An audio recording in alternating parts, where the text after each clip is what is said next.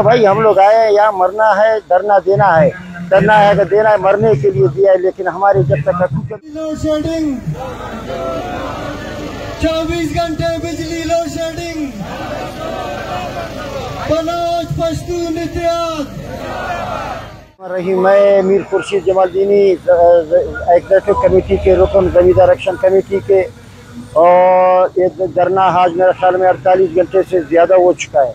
जहाँ तक हुकूमती हुक्काम का हवाले है या उनके नुमाइंदे मेरे उनके हाथ में कुछ नहीं है।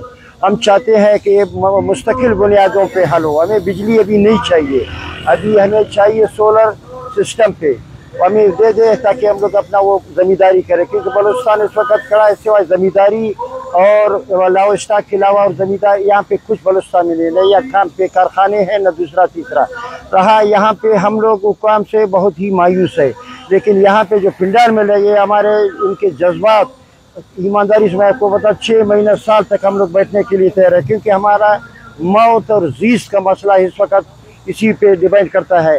हम चाहते हैं कि लेकिन यहाँ पे उस दिन आए थे हुकूमती नुमाइंदे, वो बेबस थे, उनके हाथ में कुछ ही नहीं था, लेकिन हम लोगों ने उनको बताया कहते पैगाम दे देंगे वज़ीर आला का। हमने बोला वज़ीर आला भी बराए नाम का है। हम चाहते हैं कि मरकज़ की तरफ से, अगर नवाज शरीफ की तरफ से या क्या नाम हुआ एनर्जी पावर की तरफ से कुछ मरकज़ की तरफ से होगा तो उसके लिए हम लोग मुज़ाकरात भी करेंगे, हमारे नुमाइंदे भी बैठेंगे।